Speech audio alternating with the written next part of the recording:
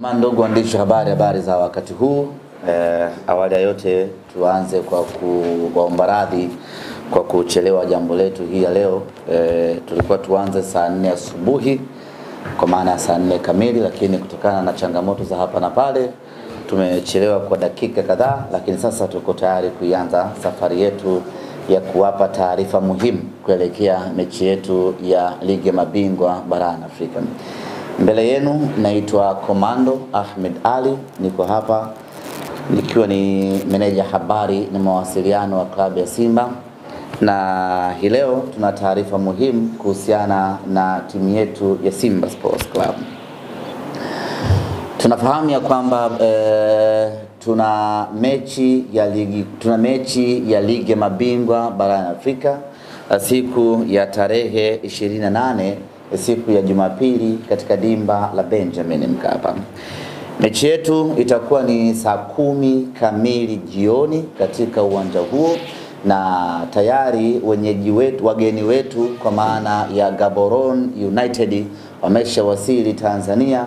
Wamewasili alfajiri ya leo kwa ajili ya kuja kushiriki katika mchezo huu. Mambo yote yamekwenda vizuri katika kuwasili kwao, na watafanya mazoezi hii leo jioni, watafanya tena mazoezi kesho, na Jumapili tukiamka salama itakuwa ndio siku ya mchezo wetu wa marudiano sisi dhidi ya wao. Katika mchezo huo utachezeshwa na waamuzi kutoka nchini Niger, na wao wako njiani kuwasili nchini Tanzania. Waamuzi ambao watachezesha mchezo huo ni Mohamed Ali Musa ambaye ni mwamuzi wa katikati kutoka Niger, lakini vile vile mwamuzi msaidizi namba 1 ni Abubakar Athumani vile vile kutoka Niger. Mwamuzi msaidizi namba 2 ni bwana Abdullahi Ada Tanu kutoka Niger, na mwamuzi msaidizi namba 4 ama 4th official atakuwa ni Musa Ahmadu naye vile vile kutoka Niger, na match commissioner ni Mohamed Mumin Ali kutoka Djibouti. Hiyo ndiyo safu ya maafisa ama waamuzi ambao watachezesha mchezo wetu dhidi ya Gaborone United. Kikosi chetu cha Simba Sports Club kimeingia kambini jana mara baada ya mchezo dhidi ya Gaborone United. Moja kwa moja baada ya mchezo dhidi ya Fountain Gate, moja kwa moja wachezaji wakarejea kambini Mbweni kwa ajili ya kuanza programu ya mazoezi kuelekea katika mchezo wetu huu wa Jumapili. Wachezaji wetu wote ambao wamecheza mchezo wa jana wa ligi kuu ya NBC wote wako timamu, hakuna yote ambaye alipata majeraha. Na kwa kusema hivyo manake ni kwamba majeruhi ambao bado tuko nao mpaka hivi sasa na wataukosa mchezo wa Jumapili ni Mohamed Bajaber pamoja na Abdulrazak Hamza. Hao ndio pekee ambao ni mpaka sasa majeruhi, lakini wengine wote waliosalia wako vizuri na wako tayari kwenda kuitumikia Simba katika mchezo wetu wa Jumapili wa ligi ya mabingwa barani Afrika. Kuelekea katika mchezo huu tumepokea maelekezo, tumepokea barua kutoka shirikisho la kandanda kutoka shirikisho la kandanda barani Afrika CAF, la kutupa adhabu Simba Sports Club ya kutoingiza mashabiki katika mchezo wetu dhidi ya Gaborone United. Taarifa hizi zimezungumzwa kwa muda mrefu, lakini hii leo niko hapa kuwathibitishia waandishi wa habari na kuwatangazia wana Simba ya kwamba mechi yetu dhidi ya Gaborone United mashabiki hawataruhusiwa kuingia uwanjani, ikiwa ni kuitumikia adhabu ambayo tumepewa na CAF. Nakumbuka vema msimu uliomalizika wa mashindano ya kimataifa tulipata adhabu ama tulipewa adhabu ya kufungiwa mashabiki wasiingie uwanjani kwenye mechi yetu dhidi ya Constantine, na hii ni baada ya kutokea vurugu kwenye mechi yetu dhidi ya Sfaxien. Na CAF waliweka wazi kwamba tumefungiwa mechi moja dhidi ya Constantine, lakini endapo kosa hilo likijirudia tena ndani ya kipindi cha miezi 12, tutafungiwa tena mechi nyingine. Kwa hiyo tulikuwa tumefungiwa mechi 2-1. Adhabu ya kwanza ilikuwa ni kutoingiza mashabiki kwenye mechi ya Constantine. Lakini endapo tungerudia kosa jingine kama lile, tungefungiwa tena mechi inayofuata. Bahati mbaya, baada ya kuitumikia adhabu ile dhidi ya Constantine, mechi iliyofuata dhidi ya Al-Masry tukafanya tena kosa jingine, na hivyo adhabu yake imekuja kutoka sasa, na adhabu hiyo tutakosa mashabiki katika mechi yetu dhidi ya Gaborone United. Nini kilifanyika ama nini kilitokea katika mchezo ule dhidi ya Al-Masry? Yuko shabiki mmoja aliingia uwanjani wakati mechi inaendelea, lakini vile vile majukwaani tuliwasha zile smoke bombs, wote tunazifahamu, nyekundu fulani zile huwa tunaziwasha mechi zinapokuwa zinaendelea. Makosa hayo mawili yametuweka matatizoni na tumepewa adhabu ya kutoingiza mashabiki katika mchezo wetu dhidi ya Gaborone United. Lakini haijaishia tu kwenye adhabu hiyo ya kutoingiza mashabiki, imekwenda sambamba na faini ya dola 50,000 sawa na shilingi milioni 120 fulani hivi kwa kosa hilo ambalo tumelifanya. Sasa basi, rai yangu ni moja kwa mashabiki wa Simba, ambao hii ni maagizo kutoka kwa viongozi wa Simba Sports Club. Ndani ya kipindi cha muda mfupi tumeathirika mara 2 kucheza mechi bila mashabiki.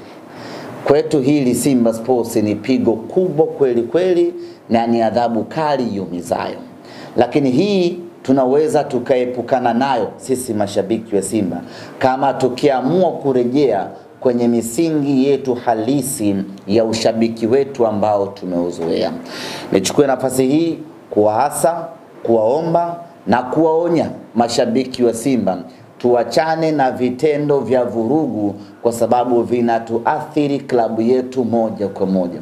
Kwanza, tunakosa nafasi ya kwenda kuiangalia Simba kwenye mechi muhimu kama hii dhidi ya Gaborone.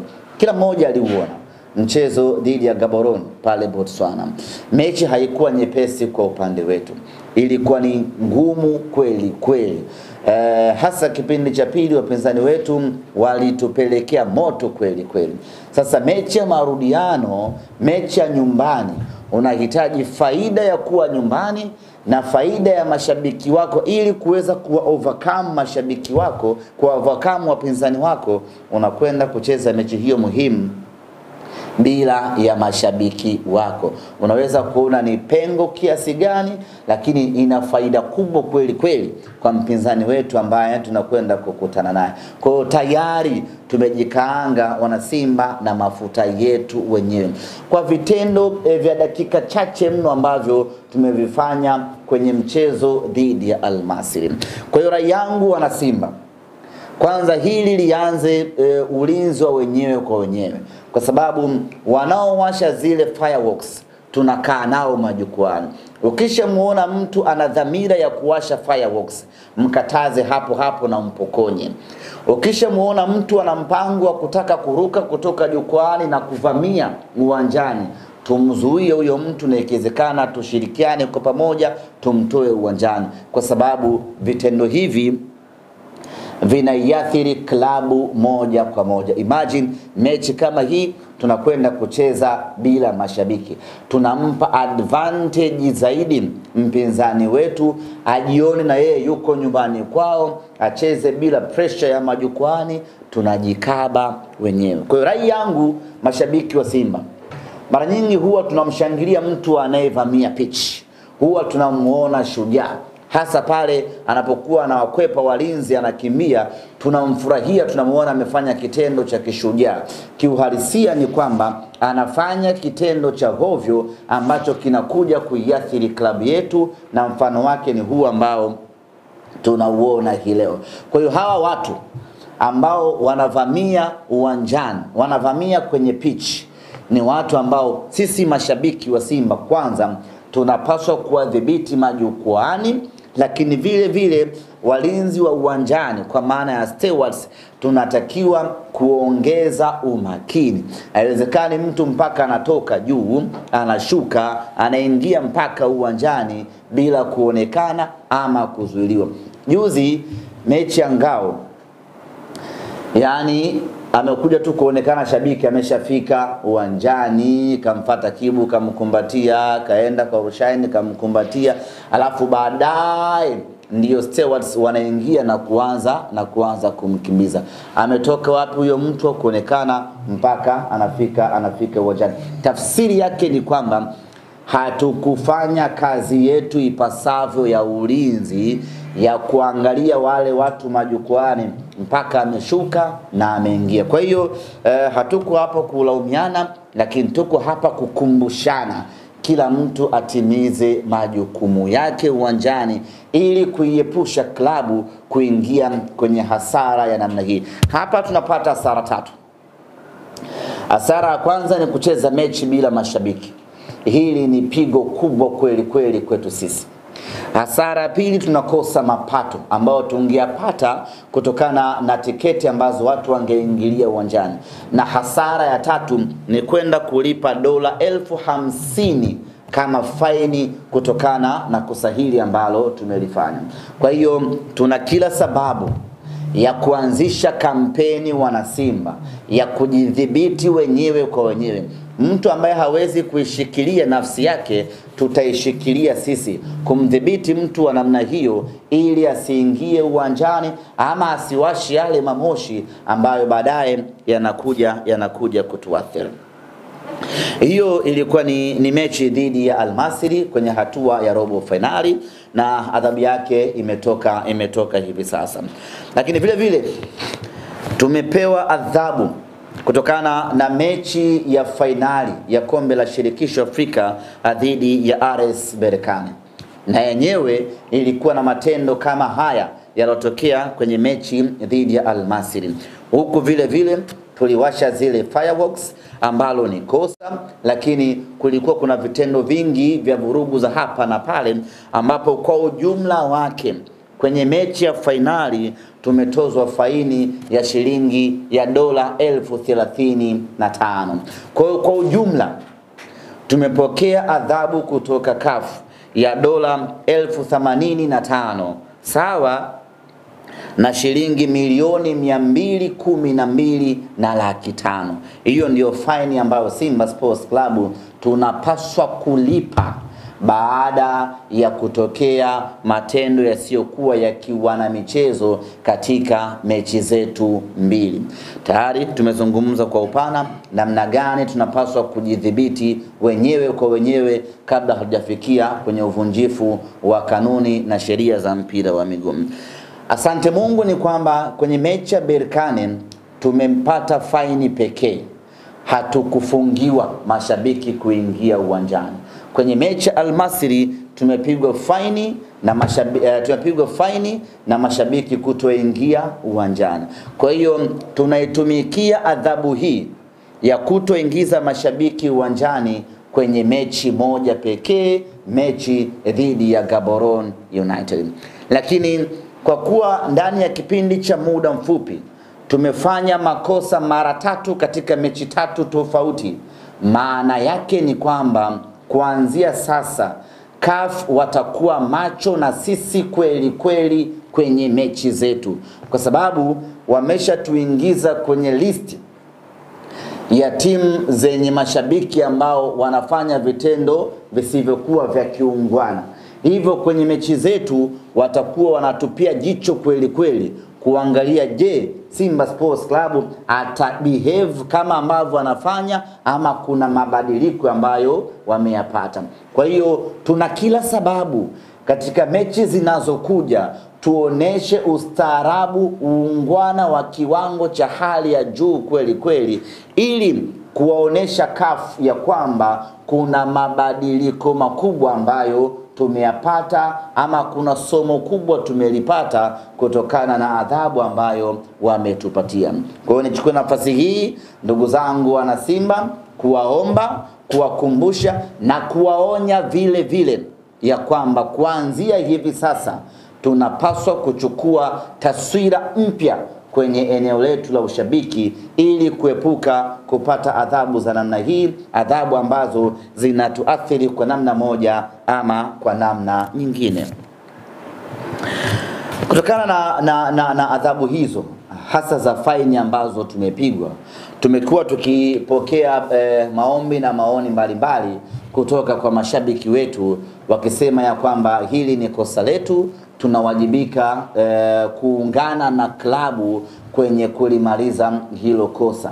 Kwa maana ya kwamba mashabiki wametaka na wenyewe kuwa sehemu ya kupata maumivu ya makosa haya ambayo tunayapitia klabu ya Simba, na maumivu yenyewe ni kuibeba faini ambayo tumetozwa na shirikisho la kandanda Afrika CAF, ambayo ni milioni 212 sawa na dola 85,000. Kwa mantiki hiyo basi, mashabiki wa Simba Sports Club kwa mapenzi yao na kwa kutaka kuisaidia klabu yao na kwa kutaka kuwajibika kwenye makosa tuliyofanya sisi wenyewe, mashabiki wameomba na wenyewe wachangie faini ili kuipunguzia klabu mzigo. Na kwa mantiki hiyo basi, na sisi Simba Sports Club tumebariki na tumeridhia mashabiki wachangie kwa namna moja ama nyingine kwenye adhabu hii ambayo tumepewa, hususan kwenye eneo la faini. Kwa mantiki hiyo basi, natangaza hapa namba za shabiki yeyote ambaye atahitaji kutoa ama kulipa ama kuchangia faini. Kama tutampata mtu shabiki mmoja ambaye atasema mimi nitalipa milioni 200 zote hizo, hatuna mashaka, tunamkaribisha sana. Kuna watu wako vizuri kiuchumi. Unakutana tajiri kama Michael Nguli pale.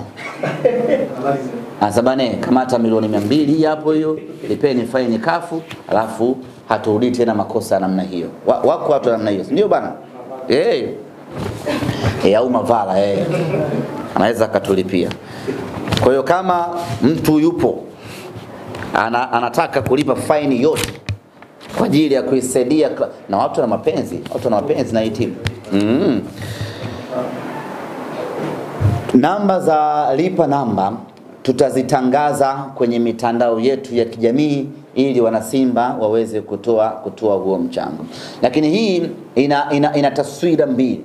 Inawezekana wewe ulipanga kwenda uwanjani siku ya tarehe 28 kwenye mechi hii ya ligi mabingwa Afrika. Kile kiingilio chako ambacho ulipanga kukitoa kwenye mechi, sasa kiingilio hicho kihamishie, twende tukalipe faini ya CAF. Kama ulipanga kuingia kwenda kukaa mzunguko kwa shilingi 5,000, basi ile 5,000 yako tuwekee kwenye lipa namba hapo, tukalipe faini ya CAF. Kama ulipanga kwenda kuingia kwa platinum ya 1,500,000, ile 1,500,000 yako tuwekee humu kwenye lipa namba, twende tukalipe faini ya CAF. Kama ulipanga kwenda kukaa VIPB kwa shilingi 20,000, ile VIPB yako iweke humu kwenye lipa namba ya Simba Sports, twende tukalipe faini ya CAF. Tunataka kwa pamoja tushirikiane chini ya kampeni yetu mpya inayosema letu sote. Wote kwa pamoja, hili ni letu sote. Tumekosea pamoja na tunalazimika kwa pamoja tulibebe hili, twende tukalimalize. Lakini jambo la msingi ambalo ningependa kusisitiza kwa yule mwenye dhamira ya kutaka kuchangia kulipa faini hii, alipe kwenye namba husika ambazo tutazitoa. Usimtumie mtu mkononi, hasa kwa wale watu ambao wako nje ya nchi. Inawezekana system ya kulipa inamsumbua, akaamua kumtafuta mshikaji wake, bana nilipie. Hakikisha mtu utakayemtumia uwe unamwamini kweli kweli. Otherwise fanya unachoweza kulipa, uweze kulipa kwenye lipa namba husika ya Simba Sports Club, au kwa wale ambao wako nje ya nchi tutawapa akaunti za Simba ili waweze kuingiza fedha moja kwa moja. Tunasema haya kwa sababu ya experience tuliyokuwa nayo. Wapo watu ambao sio waadilifu, mtu anapewa bana nilipie hiyo, alafu na yeye anafanya mipango yake. Ili kuepusha hayo, kila mtu alipe kwenye namba husika ya Simba Sports Club, na kila siku from today night tutakuwa tunatoa updates mpaka sasa tumechangia kiasi gani. Lengo letu ni wana Simba tuibebe hiyo adhabu, twende tukalipe hii fine, ili kila mtu ayapate yale machungu anayotakiwa kupata, ili wakati mwingine twende tukajidhibiti wenyewe, tusifanye vitendo vya hovyo na hatimaye tusipate adhabu namna hiyo.